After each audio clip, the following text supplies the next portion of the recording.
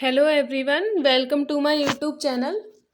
आज की वीडियो में हम लोग महाजनपद काल में जितने भी धार्मिक संप्रदाय थे उनके बारे में बात करने वाले हैं। इसके पहले वाले वीडियो में मैंने महाजनपद काल में पहले तो 16 महाजनपदों के बारे में बताया था। उसके फिर नेक्स्ट वीडियो में मैंने महाजनपद काल में जो विदेशी आक्रमण हुए थे उनके बारे में बताया था। फिर उसके बाद मैंने महाजनपद काल की अर्थव्यवस्था, राजनीति और समाज के बारे में बताया था। और आज के वीडियो में मैं महाजनपद काल के धर्म के बारे में बात करूंगी। इसके अलावा अगर आप मेरे चैनल पर नए हैं तो प्लीज़ हमारे चैनल को सब्सक्राइब कीजिएगा, जिससे कि एंशिएंट हिस्ट्री और इसके अलावा करंट की रिलेटेड न्यूज़, इसके अलावा और भी जितने इम्पोर्टेंट टॉपिक्स पे मैं वीडियो बनाती हूँ उनके बारे में आपको ज़्यादा से ज़्यादा जानकारी मिलती रहे। तो चलिए हम आज की वीडियो को शुरू करते हैं। तो सबसे पहले हम बात कर लेते हैं कि जो महाजनपद काल है उसमें कौन कौन से धार्मिक संप्रदाय थे। तो इसमें दो नए धार्मिक संप्रदायों का उदय हुआ था, जिसमें पहला था बौद्ध धर्म और दूसरा था जैन धर्म। इसके पहले जितने भी धार्मिक संप्रदाय पहले से चले आ रहे थे उनके अलावा इस काल में कुछ नए धार्मिक संप्रदायों का भी उदय होने लगा था, जिन्हें असनातनी धर्म भी कहा गया है। इसके पहले हमने जब पाषाण काल पढ़ा था तो उस टाइम पे हमें कोई भी धर्म के प्रमाण नहीं मिलते हैं कि वो किस धर्म से संबंधित थे। इसके बाद फिर हम लोगों ने हड़प्पा सभ्यता में पढ़ा था कि वो लोग प्रकृति पूजा करते थे, पृथ्वी को देवी की तरह पूजते थे। इसके अलावा वो लोग पशुपति नाम के जो एक देवता थे, जो शिव के अवतार माने जाते थे, उनकी पूजा करते थे। उसके बाद फिर मैंने आपको वैदिक काल में बताया था ये लोग प्रकृति पूजा करते थे, मतलब इंद्र, सोम, अग्नि जैसे जो प्रमुख देवता थे उनकी ये लोग पूजा करते थे।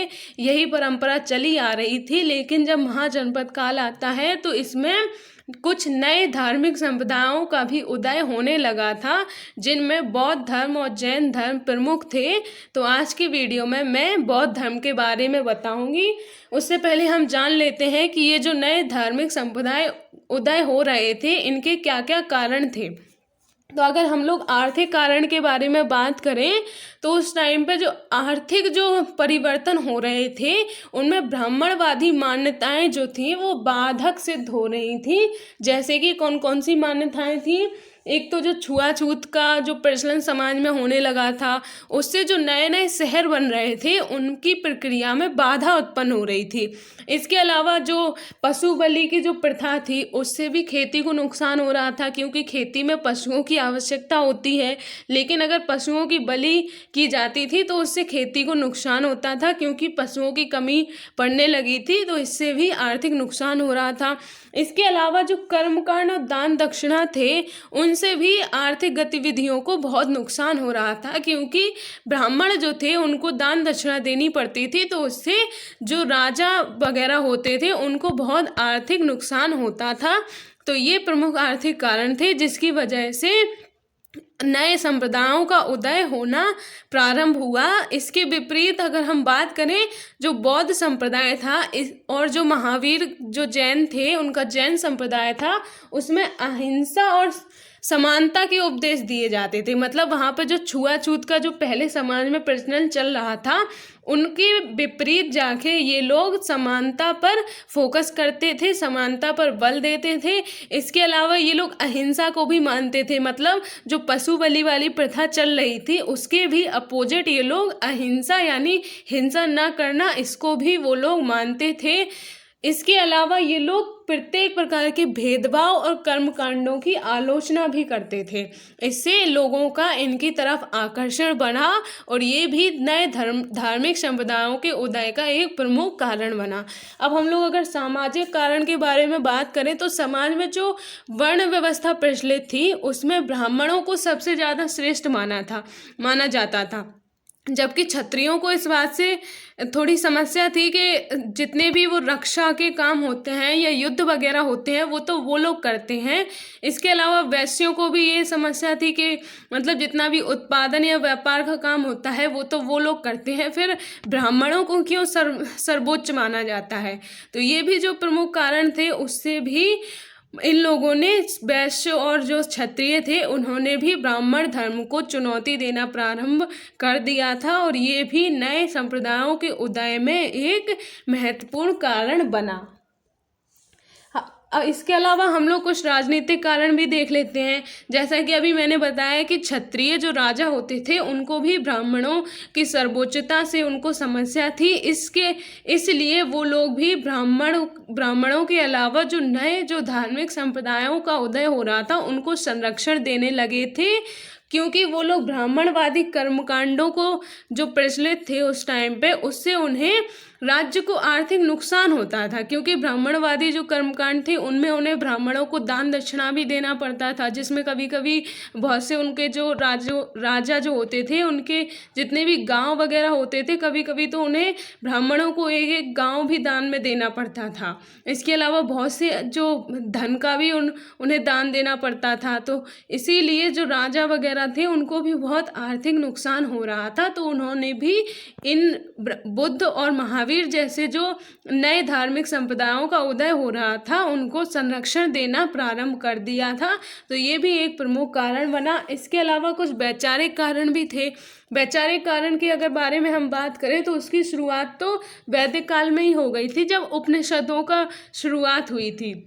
लेकिन महावीर और बुद्ध की जो शिक्षाएं हैं वो उसी प्रक्रिया की एक अगली कड़ी हम मान सकते हैं, क्योंकि इसकी जो शुरुआत तो उपनिषद के टाइम पर ही हो चुकी थी। उसके बाद जब महावीर और बुद्ध आए तो उन्होंने उनको और आगे बढ़ाया, इसीलिए हम इसे अगली कड़ी भी मान सकते हैं। तो ये प्रमुख कारण थे जिनसे नए धार्मिक संप्रदायों का उदय हो रहा था, जिन्हें असनातनी धर्म भी कहते हैं। सनातन मतलब जो पहले से चली आ रही परंपरा थी। इसके अलावा जो असनातनी हो गया मतलब जो पहले से चली आ रही परंपरा के अलावा या उससे अलग जो धर्म थे उन्हें असनातनी धर्म कहा गया है।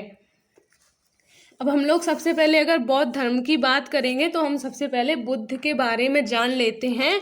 बुद्ध जो थे उनका जन्म कपिलवस्तु यानी कि लुम्बिनी में हुआ था, जो नेपाल की तराई में स्थित है। वहाँ पे कपिलवस्तु के पास लुम्बिनी नाम का जो गांव था वहाँ पे इनका जन्म हुआ था, और इनका जन्म 563 ईस्वी पूर्व में हुआ था।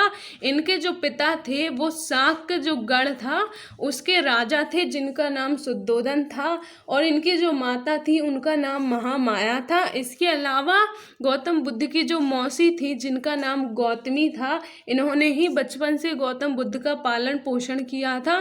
गौतम बुद्ध के बचपन का नाम सिद्धार्थ था, और जब ये 16 वर्ष के हो गए थे तो इनका विवाह यशोधरा से कर दिया गया था, जिससे इन्हें राहुल नाम के पुत्र की प्राप्ति हुई। ये राहुल राम इनका क्यों रखा गया, क्योंकि जिस समय इनका ये पुत्र हुआ था उस समय बुद्ध ध्यान कर रहे थे, यानी ध्यान में बैठे थे, और जब कोई उन्हें बुलाने आया, मतलब उनके पुत्र के होने की खबर देने आया, तो उनके मुंह से अचानक रागो निकला, जिससे कि उनके पुत्र का नाम राहुल पड़ा। इसके अलावा बुद्ध के जीवन में फिर 4 घटनाएं कुछ ऐसी हुई जिनसे उन्होंने गृह त्याग करने का निर्णय लिया। तो ये कौन कौन सी थी? जब उनके पहले मैं बता देती हूँ कि जो बुद्ध के जो पिता थे वो उन्हें कहीं भी जाने नहीं देते थे, क्योंकि एक जो ब्राह्मण था या फिर कोई भी हम पंडित मान सकते हैं जिन्होंने ये भविष्यवाणी की थी कि बुद्ध या तो एक अच्छे राजा बनेंगे या फिर एक अच्छे संत बनेंगे। तो बुद्ध के जो पिता थे यानी कि राजा शुद्धोधन जो थे वो चाहते थे कि बुद्ध एक अच्छे राजा बने, इसीलिए वो बुद्ध को कभी भी कहीं भी बाहर नहीं जाने देते थे, क्योंकि उस पंडित ने बताया था कि बुद्ध ने अगर कभी भी किसी मृत व्यक्ति या फिर किसी बीमार व्यक्ति या मुरझाए हुए फूल को ऐसे देख लिया तो वो संत बन जाएंगे। इसीलिए वो उनके पिता हमेशा ये कोशिश करते थे कि बुद्ध कहीं भी महल से बाहर ना जाएं और वो कभी भी ऐसी चीज़ों को ना देख पाए। लेकिन एक दिन वो किसी युद्ध की वजह से उनको बाहर जाना पड़ा था। उसी टाइम पे बुद्ध जब महल में अकेले थे तो वो अपने घोड़े और एक सारथी के साथ वहाँ से महल से बाहर निकले। तो जब वो बाहर घूमने आए तो उन्होंने एक वृद्ध व्यक्ति को देखा, इसके अलावा उन्होंने एक बीमार व्यक्ति को भी देखा, इसके अलावा उन्होंने एक मृत व्यक्ति को देखा। तो इन सबको इतनी पीड़ा में देख के उनका जो मन था वो भी बहुत दुखी हो गया। इसके अलावा फिर उन्होंने एक प्रसन्न सन्यासी को देखा जो एकदम बहुत खुश था। बाकी ये जो तीनों थे उनमें बुद्ध को सिर्फ दुख ही दुख दिखाई दिया, लेकिन जो सन्यासी था वो बहुत ही प्रसन्न था। इसलिए बुद्ध को भी लगा कि अगर ये सारी जो दुख हैं इनको छोड़ दिया जाए और संन्यास धारण कर लिया जाए तो हमेशा प्रसन्नता ही रहती है, सारे दुख समाप्त हो जाते हैं। इसके बाद ही उन्होंने भी गृह त्याग का निर्णय लिया। अगर हम बात करें जो बुद्ध के सारथी के बारे में मैंने बताया तो उसका नाम था चानन। इसके अलावा जो उनका घोड़ा था उसका नाम था कंथक। उसके बाद फिर जब बुद्ध ने 29 वर्ष की उम्र जब हो गई थी तो उन्होंने गृह त्याग कर दिया, जिसे महाअभिनिष्क्रमण कहा जाता है। इस गृह त्याग करने के बाद वो सबसे पहले वैशाली में गए, जहाँ पे अलार कलाम नाम के जो विद्वान थे उससे उन्होंने शिक्षा ग्रहण की। उसके बाद फिर वो राजगृह गए, वहाँ पर रुद्रक राम नामक जो विद्वान थे उनसे उन्होंने शिक्षा ग्रहण की। इसके बाद फिर वो बोध गया गए, वहाँ पे उन्होंने अपने 5 सहयोगियों के साथ कठोर तप किया यानी कि तपस्या की। उसके बाद बोध गया में ही सुजाता नाम की एक महिला थी जिन्होंने बुद्ध को भोजन कराया था, और भोजन करने के बाद ही बुद्ध बोध गया में ही पीपल के एक वृक्ष के नीचे बैठकर ध्यान करने लगे और लगभग 7 सप्ताह तक यानी कि 1.5 महीने तक वो ध्यान करते रहे। उसके बाद ही उन्हें ज्ञान की प्राप्ति हुई, मतलब लगातार 1.5 महीने तक वो ध्यान की मुद्रा में ही बैठे रहे, तब कहीं जाके उन्हें ज्ञान की प्राप्ति हुई। जो मारदेव नामक जो एक राक्षस था उसने बुद्ध की तपस्या को भंग करने की बहुत कोशिश की, लेकिन बुद्ध अपने ध्यान से नहीं हटे और वो लगातार 1.5 महीने तक ध्यान की मुद्रा में बैठे रहे, तब कहीं जाके उन्हें ज्ञान की प्राप्ति हुई। उसके बाद उन्होंने फिर अपना पहला जो उपदेश दिया था वो सारनाथ में अपने ही 5 सहयोगियों को दिया था, जिनके साथ उन्होंने कठोर तपस्या की थी। इसे हम धर्म चक्र परिवर्तन कहते हैं। इसके बाद अब हम लोग बुद्ध की शिक्षाओं के बारे में बात कर लेते हैं कि जब उन्हें ज्ञान की प्राप्ति हो गई थी तो उन्होंने कौन कौन सी शिक्षाओं के बारे में बताया और क्या क्या शिक्षाएं सबको दी। तो हम पहले इसके उद्देश्य के बारे में बात कर लेते हैं। तो बुद्ध की जो शिक्षाएं थी उनका प्रमुख उद्देश्य था दुखों से मुक्ति, अर्थात दुखों से मुक्ति कब मिलेगी, जब मोक्ष की प्राप्ति होगी। मोक्ष की प्राप्ति को ही बुद्ध की शिक्षाओं में निर्वाण कहते थे, जिसका अर्थ होता था मोक्ष, यानी कि मोक्ष की प्राप्ति करना। और मोक्ष की प्राप्ति कैसे होगी, जब संसार के आवागमन से मुक्ति मिल जाएगी। मतलब बुद्ध का मानना था कि जो संसार में बार बार जन्म लेना पड़ता है या संसार में जितने दुख हैं उनमें बार बार उनसे गुजरना पड़ता है, तो इन सब से अगर मुक्ति मिल जाएगी तो मोक्ष की प्राप्ति हो जाएगी। और बुद्ध का मानना था कि जो लोग बुद्ध की शिक्षाओं पर अमल करेंगे उनको इसी जन्म में दुख से मुक्ति मिल जाएगी। इसके लिए शरीर त्याग की आवश्यकता नहीं होगी। मतलब जैसा कि लोग कहते हैं कि मरने के बाद ही मोक्ष प्राप्त होता है, लेकिन बुद्ध का मानना था कि इसी जीवन में जिंदा रहते हुए भी मोक्ष प्राप्त किया जा सकता है। इसके साथ ही बुद्ध ने इन शिक्षाओं में 4 आर्य सत्यों के बारे में बताया। तो वो कौन कौन से थे। पहला जो आर्य सत्य बुद्ध ने बताया वो था कि ये जो संसार है वो उसमें दुख ही दुख है, मतलब संसार में हर जगह सिर्फ दुख ही दुख है। उन्होंने फिर इस दुख का कारण भी बताया। दुख का कारण क्या है, तृष्णा, यानी कि जो हमारी इच्छाएं होती हैं उसे बुद्ध कहते हैं कि ये दुख का कारण है। इसके बाद फिर बुद्ध ने इन दुखों से मुक्ति का उपाय भी बताया। तो इसका उपाय उन्होंने क्या कहा कि इन दुखों से मुक्ति संभव है क्योंकि हमें दुख के कारणों का ज्ञान है। जब हमें किसी के कारण का ज्ञान होता है तो हम उसका उपाय भी निकाल सकते हैं। तो बुद्ध का कहना था कि जो जितने भी दुख हैं उनका कारण हमारी इच्छाएं हैं। तो अगर हमें अपनी इच्छाओं से मुक्ति मिल जाएगी तो हमें दुखों से भी मुक्ति मिल जाएगी। इसके लिए बुद्ध ने जो मार्ग बताया है उसमें उन्होंने अष्टांगिक मार्ग यानी कि 8 जो रास्ते बनाए हैं उन पर चलकर ही मोक्ष की प्राप्ति या निर्वाण की प्राप्ति की जा सकती है। तो हम देख लेते हैं कि इन अष्टांगिक मार्ग में कौन कौन से बुद्ध ने रास्ते बताए हैं। तो पहला है कि सही अवलोकन, मतलब किसी भी चीज़ का हमें सही तरीके से उसका अवलोकन करना चाहिए। इसके बाद फिर सही निर्धारण करना चाहिए। उसके बाद फिर सही भाषण, मतलब बोलना भी सही चाहिए, अच्छा बोलना चाहिए। और फिर जो भी बोला है उस पर सही तरीके से अमल करना चाहिए, यानी कि उसके सही तरीके से एक्शन भी लेना चाहिए। उसके बाद फिर सही आजीविका यानी सही तरीके से जीवन यापन करना चाहिए। फिर सही प्रयास, यानी कोई भी काम कर रहे हैं तो उसके लिए सही तरीके से प्रयास भी करना चाहिए। फिर सही जागरूकता और सही चिंता, मतलब जो चिंता भी कर रहे हैं वो बेकार की या किसी भी बात को लेके चिंता नहीं करनी चाहिए। हम जिसके बारे में भी चिंतन मनन कर रहे हैं वो सही चिंतन करना चाहिए। अष्टांगिक मार्ग को ही बौद्ध धर्म में शील, समाधि और प्रज्ञा भी कहा जाता है। इसके अलावा बुद्ध का जो दूसरा और तीसरा आर्य सत्य है, इसके संदर्भ में बुद्ध ने पितृत्व समुत्पाद का जो सिद्धांत है वो बताया है, जिसमें 12 कड़ियाँ हैं जिन्हें 12 निदान भी कहते हैं। इनके बारे में अगर आपको डिटेल में पढ़ना है तो वो आप फिलॉसफी में पढ़ेंगे, जिसमें इंडियन फिलॉसफी जो है उसमें पितृत्व समुत्पाद या बुद्ध के जो और भी सिद्धांत हैं उनके बारे में बताया गया है। इसके अलावा बुद्ध ने कठोर शब्दों में अंधविश्वास, कर्मकांड इत्यादि की आलोचना की है। मतलब बुद्ध किसी भी प्रकार के अंधविश्वास को नहीं मानते थे। इसके अलावा बुद्ध जो है वो ईश्वर या फिर आत्मा को भी नहीं मानते थे। वो ये मानते थे कि लोगों का जो है पुनर्जन्म तो होता है लेकिन कोई आत्मा नहीं होती है। उनका मानना था कि पुनर्जन्म इसलिए लेना पड़ता है क्योंकि जो हमारी इच्छाएं हैं अगर वो पूरी नहीं होती हैं, इसीलिए पुनर्जन्म तो होता है, लेकिन आत्मा को वो बुद्ध नहीं मानते थे, ना ही वो किसी ईश्वर को मानते थे। और उनका कहना था कि जो संसार है वो क्षण भंगुर है, यानी कि एक क्षण में खत्म होने वाला है, एक क्षण में नष्ट होने वाला है, यानी कि स्थिर नहीं है। वो संसार को अस्थिर मानते थे, कभी भी खत्म होने वाला मानते थे। इसके अलावा बुद्ध ने अपने जो उपासक हैं उनको लिए भी 5 ऐसे उपदेश दिए हैं जिन्हें पंचशील उपदेश भी कहा जाता है। तो इसमें उन्होंने क्या क्या बताया है?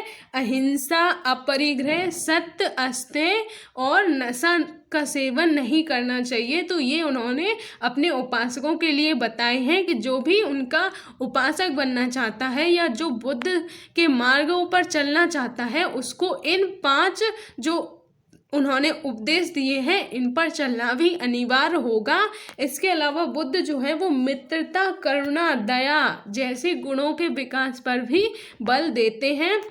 इसके अलावा बुद्ध जन्म के आधार पर किसी भी प्रकार के भेदभाव या फिर वर्ण और जाति व्यवस्था की नहीं मानते थे, वो इनकी आलोचना करते हैं। इसके अलावा बुद्ध जो है वो महिलाओं के साथ भी समानता का समर्थन करते हैं। मतलब वो ये इसीलिए बुद्ध के जो बुद्ध धर्म था उसमें महिलाओं को भी प्रवेश करना अनिवार्य था। मतलब उनको लिए भी कोई रोक टोक नहीं थी, वो भी महिलाएं भी बुद्ध धर्म में प्रवेश कर सकती थी, उनको भी इसकी अनुमति थी। तो ये हमने बुद्ध की शिक्षाओं के बारे में पढ़ा। आगे हम और देख लेते हैं कि बुद्ध ने अपने धर्म का प्रचार जब कर रहे थे तो उन्होंने कपिलवस्तु, इसके अलावा मगध, वैशाली, काशी इत्यादि जो प्रमुख उस टाइम पे महाजनपद थे, यहाँ जा जाके उन्होंने यात्राएं की और अपने धर्म का प्रचार किया। और इसके अलावा बुद्ध ने जो अपने सर्वाधिक उपदेश दिए थे वो कौशल में दिए थे। कौशल के ही जो राजा प्रसन्नजित थे उन्होंने पूर्वाराम नामक जो बिहार था वो बुद्ध को दिया था। इसके अलावा जो अनाथ पिंडक थे उन्होंने भी जेतवन नामक बिहार बौद्ध संघ को दान में दिया था। कौशल प्रदेश में ही जब बुद्ध अपने उपदेश दे रहे थे तो वहाँ पर अंगुलीमाल नामक एक डाकू था जिन्होंने बुद्ध धर्म को ग्रहण किया था। मतलब वो चोरी करने वाला एक डाकू था और वो चोरी करने के उद्देश्य से ही जब बुद्ध अपना उपदेश दे रहे थे तो वो लोगों के बीच में जाके बैठ गया चोरी करने के उद्देश्य से। लेकिन जब बुद्ध के उपदेशों को सुनकर उसे भी अपने ज्ञान का आभास हुआ और उसने भी बौद्ध धर्म को ग्रहण कर लिया। हम बुद्ध के अगर शिष्यों के बारे में बात करें तो उनमें जो प्रमुख थे वो थे आनंद, उपाली, सारिपुत्र, मुगलान और महाकश्यप। ये जो लोग थे वो बुद्ध के प्रमुख शिष्य माने गए हैं। इसके अलावा बुद्ध ने अपने परिवार के जो सदस्य थे उन्हें भी शिक्षा दी है, जिनमें कौन कौन से थे, गौतमी, यशोधरा, राहुल। ये लोग भी जो बुद्ध के परिवार के सदस्य थे उनको भी बुद्ध ने अपनी शिक्षाएं प्रदान की हैं, मतलब उन्हें भी उपदेश दिए हैं। इसके अलावा जब बुद्ध कुशीनारा में एक साल वृक्ष के नीचे बैठे थे, वहीं पे 1483 ईस्वी पूर्व में बुद्ध की मृत्यु हो गई, जिसे महापरिनिर्वाण कहा जाता है। और बुद्ध की मृत्यु क्यों हुई थी, उससे पहले वो एक पूर्वानाम नामक जो स्थान था वहाँ पर बुद्ध के एक शिष्य ने उन्हें भोजन करने के लिए बुलाया था और उसने बुद्ध को मरे हुए सूअर का मांस खिलाया था, जिससे के बाद बुद्ध बीमार हो गए थे और इसीलिए उन्होंने अपना शरीर त्याग दिया। और उन्होंने उस युवक से कहा भी था कि आगे से ये जो उसने जो बुद्ध को खिलाया है वो और किसी को ना खिलाए, क्योंकि उससे बुद्ध बीमार हो गए थे और उन्हें आभास हो गया था कि शायद अब उनका अंतिम समय आ गया है। शरीर त्याग के पश्चात बुद्ध की जो अस्थियां थीं उन्हें 8 भागों में विभाजित किया गया था। ये थे हमने बुद्ध की जो शिक्षाओं के बारे में बात की। अब हम बात कर लेते हैं कि बुद्ध की जो संगीतियाँ कौन कौन सी हुई थी। मतलब जब बुद्ध की मृत्यु के बाद उनके जो शिष्य थे उन्होंने उनकी संगीतियाँ अलग अलग प्रदेशों में या अलग अलग साम्राज्यों में जाकर आयोजित की थी। तो हम उनके बारे में बात कर लेते हैं। जो प्रथम बौद्ध संगीति हुई थी वो उसी साल हुई थी जिस साल बौद्ध की मृत्यु हुई थी, यानी कि 483 ईस्वी पूर्व में। ये किसके शासनकाल में हुई थी, ये उस टाइम पे अजातशत्रु जो था उसके शासनकाल में। राजगृह जो मगध महाजनपद की अजातशत्रु के टाइम पर राजधानी थी उस राजधानी में हुआ था और इसके जो अध्यक्ष थे उनका नाम महाकश्यप था। इसमें जो बुद्ध के शिष्य जो आनंद थे उन्होंने सुत्त पिटक के बारे में बताया था और जो उपाली थी उन्होंने विनय पिटक के बारे में बताया था। उसके बाद जो बुद्ध की द्वितीय जो संगीति हुई थी वो 100 सालों बाद यानी कि 383 ईस्वी पूर्व में हुई थी। ये कहाँ पे हुई थी, ये वैशाली में हुई थी, यानी कि ये भी मगध महाजनपद में ही हुई थी। काल अशोक के शासनकाल पे वैशाली में हुई थी।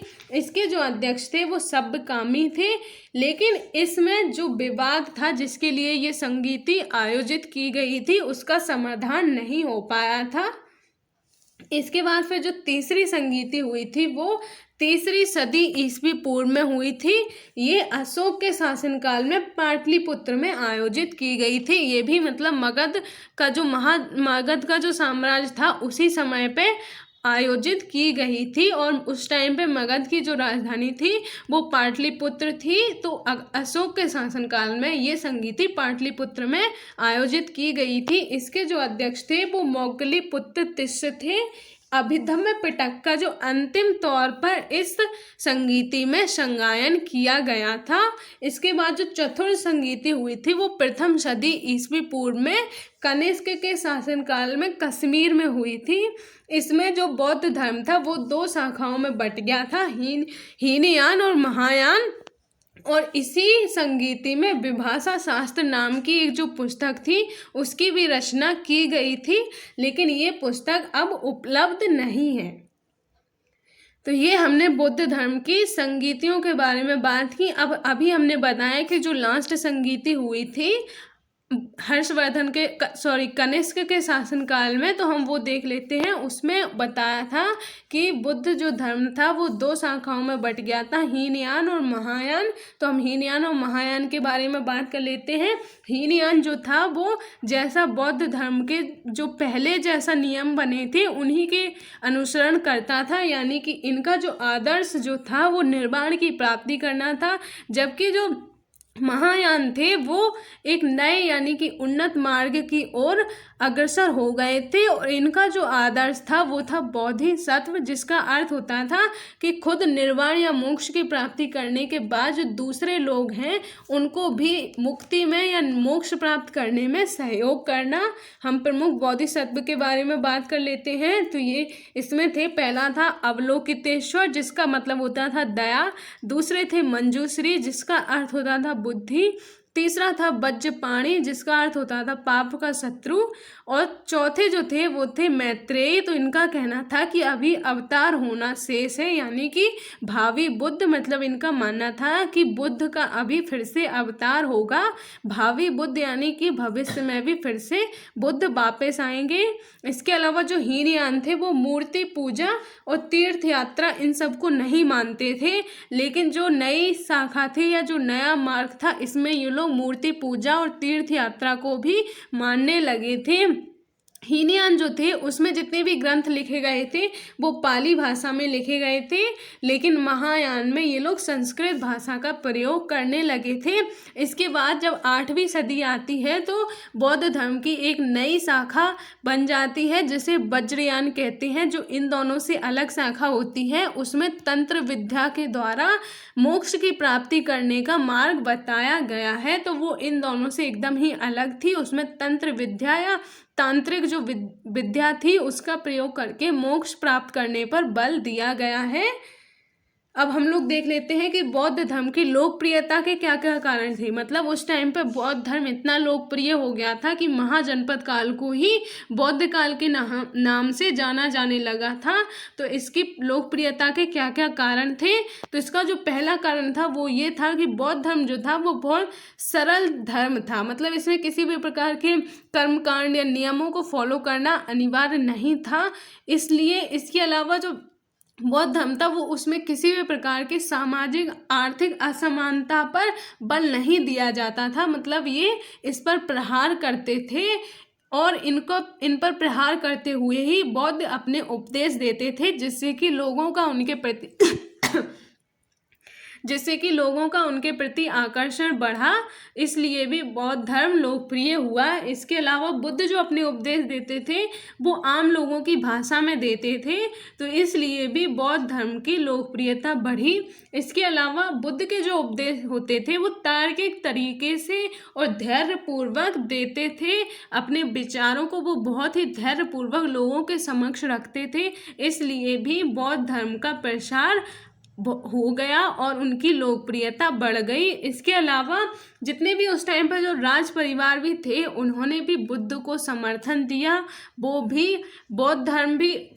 बुद्ध जो थे वो भी एक राज परिवार से संबंधित थे, क्योंकि अभी मैंने बताया कि वो जो शाक्य राजा शुद्धोधन थे उनके पुत्र थे, मतलब ये क्षत्रिय राजा के पुत्र थे। तो इसलिए भी लोगों में ये बात बहुत जल्दी फैल गई थी कि एक क्षत्रिय राजा का पुत्र जो है वो संत बन गया है। तो इसलिए भी लोगों का उनके प्रति बहुत आकर्षण बना और बहुत दूर दूर से लोग उनके जो उपदेश होते थे वो सुनने के लिए आते थे। इसके अलावा जो समकालीन जो वहाँ पे शासक थे, मतलब उस टाइम पे जिनमें कौन कौन से थे, बिंबिसार हो गया, प्रसन्नजित्त जो हैं ये भी बौद्ध धर्म के अनुयायी थे और इन्होंने भी बौद्ध धर्म को संरक्षण दिया था। इसलिए भी बौद्ध धर्म लोकप्रिय हुआ। इसके अलावा बौद्ध धर्म ने जो था वो बुद्ध के जीवन काल में ही स्थापित हो गया था। इसलिए भी इसके अलावा संगठित व अनुशासित तरीके से भी बौद्ध धर्म का प्रसार किया गया था, इसलिए ये इतना लोकप्रिय हुआ। इसके अलावा हम कुछ और कारण देख लेते हैं कि जो विभिन्न बौद्ध धर्म की जो संगीतियाँ हुई थी उनसे भी बौद्ध धर्म का प्रसार हुआ, क्योंकि इसमें बुद्ध के उपदेश तथा नियमों का संकलन और विवादों का समाधान किया जाता था। इसके बाद बुद्ध के पश्चात जो कई शक्तिशाली शासक जो थे उन्होंने भी बौद्ध धर्म को संरक्षण प्रदान किया और उनका प्रसार किया, जैसे कि मौर्य शासक अशोक जो थे उन्होंने भी कलिंग का जब युद्ध हुआ था उसके बाद ही उन्होंने भी बौद्ध धर्म को ग्रहण कर लिया था। इसलिए उन्होंने भी बौद्ध धर्म का प्रसार किया। ऐसा माना जाता है कि अशोक ने ही अपने पुत्र और जो उनकी पुत्री संघमित्रा थी, पुत्र महेंद्र थे, उनको श्रीलंका भेजा था। इसीलिए श्रीलंका में भी बौद्ध धर्म का प्रचार प्रसार हुआ। इसके अलावा बुद्ध के पश्चात कई महत्वपूर्ण विद्वान जो थे उन्होंने भी बुद्ध की शिक्षाओं का प्रसार किया, जिनमें जैसे कि प्रमुख थे बुद्ध घोष नाम के जो एक विद्वान थे। इसके अलावा धम्मपाल, नागार्जुन, ये जो प्रमुख विद्वान थे इन्होंने भी बौद्ध धर्म का प्रचार प्रसार किया। इसलिए भी बुद्ध धर्म जो है वो लोकप्रिय हुआ। इसके अलावा विभिन्न शैक्षिक संस्थाएं भी जो बाद में बनी, जिनमें प्रमुख जो थी वो नालंदा महाविद्यालय जो है, इसमें भी बुद्ध की शिक्षाओं पर बल दिया गया। इसलिए भी बौद्ध धर्म बहुत लंबे समय तक लोकप्रिय बना रहा। इसीलिए महाजनपद जो काल है उसे बुद्ध काल के नाम से ही जाना जाने लगा था। अब हम देख लेते हैं कि बौद्ध धर्म का पतन क्यों हुआ था। तो जो बुद्ध धर्म में जो बौद्ध ने जिन कुरीतियों पर बल दिया था उनका ही प्रवेश फिर से होने लगा था।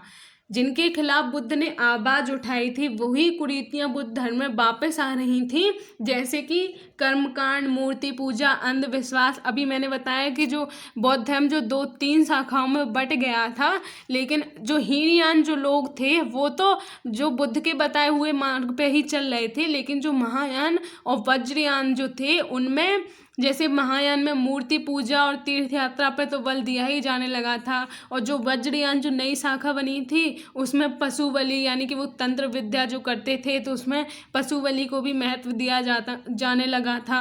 तो मतलब जिनके खिलाफ जाके बुद्ध ने ये सब काम करना, मतलब अपना धर्म एक नया बनाया था, वही सारे काम फिर से बौद्ध धर्म में होने लगे थे। तो इसलिए बौद्ध धर्म का पतन शुरू हो गया था। इसके अलावा उस टाइम पे जो नया एक धार्मिक संप्रदाय का उदय हो रहा था, जो ब्राह्मण धर्म था, उसका जो प्रमुख संप्रदाय था जिसे भागवत संप्रदाय कहते हैं, इसका उदय होने लगा था। और ये जो है वो अहिंसा को महत्व देने लगे थे।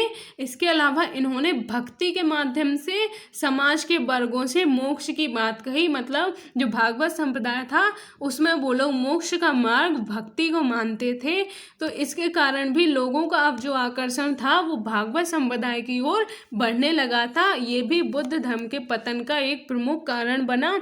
इसके अलावा जो विभिन्न संप्रदाय और उप संप्रदायों में बौद्ध धर्म विभाजित हो गया था, जैसे कि हीनयान, महायान और वज्रयान, तो ये अलग अलग संप्रदायों में विभाजित हो जाने के कारण ही बौद्ध धर्म कमजोर हो गया था और इसलिए भी उसका पतन होने लगा था।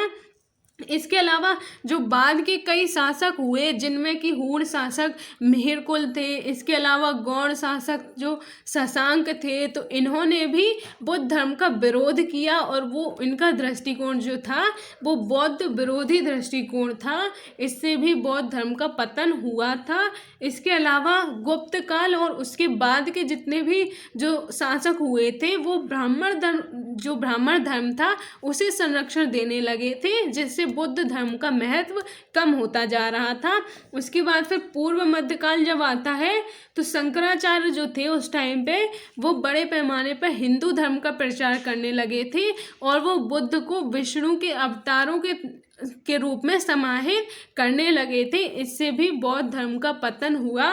इसके अलावा फिर पूर्व मध्यकाल में जब तुर्कों का आक्रमण हुआ था तो उससे भी बौद्ध धर्म को बहुत नुकसान हुआ था। इसलिए ये बुद्ध धर्म के पतन के प्रमुख कारण बने।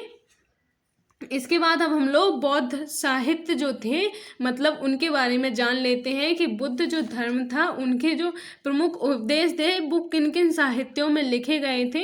तो उसमें जब 3 शाखाएं थी तो तीनों शाखाओं में अलग अलग साहित्य लिखे गए थे। जैसे कि जो हीनयानी शाखा जो थी उसमें त्रिपिटक, मिलिंद प्रश्न और वंश साहित्य जो हैं ये 3 प्रमुख साहित्य लिखे गए थे। त्रिपिटक जो हैं उनमें 3 पिटक थे, उसी के नाम पे उसका नाम त्रिपिटक रखा गया था। 3 त्रिपिटक थे तो कौन कौन से थे? एक तो था सुत्त पिटक, दूसरा था विनय पिटक और तीसरा था अभिधम्म पिटक। तो ये जो 3 पिटक थे इन्हीं से मिलके ये त्रिपिटक इसको नाम दिया गया है। इसके बाद जो मिलिंद प्रश्न था और इसके अलावा जो वंश साहित्य था जो श्रीलंका में लिखा गया था, इसमें दीप वंश और महावंश जो प्रमुख इसके साहित्य हैं, तो ये हीनयानी साहित्य थे। इसके बाद फिर जो महायानी साहित्य थे उनमें ललित विस्तार जो है वो इसका प्रमुख साहित्य था। इसके बाद जो वज्रयानी साहित्य थे उनमें मंजूश्री महाकल्प नाम का जो साहित्य है ये लिखा गया था। तो ये बौद्ध धर्म के प्रमुख साहित्य थे। इसके बाद आज की वीडियो में बस इतना ही। अगर आपको मेरा वीडियो अच्छा लगा हो तो प्लीज़ इसे लाइक कीजिएगा और हमारे चैनल को सब्सक्राइब कीजिएगा। मिलते हैं अब हम नेक्स्ट वीडियो में, तब तक के लिए जय हिंद।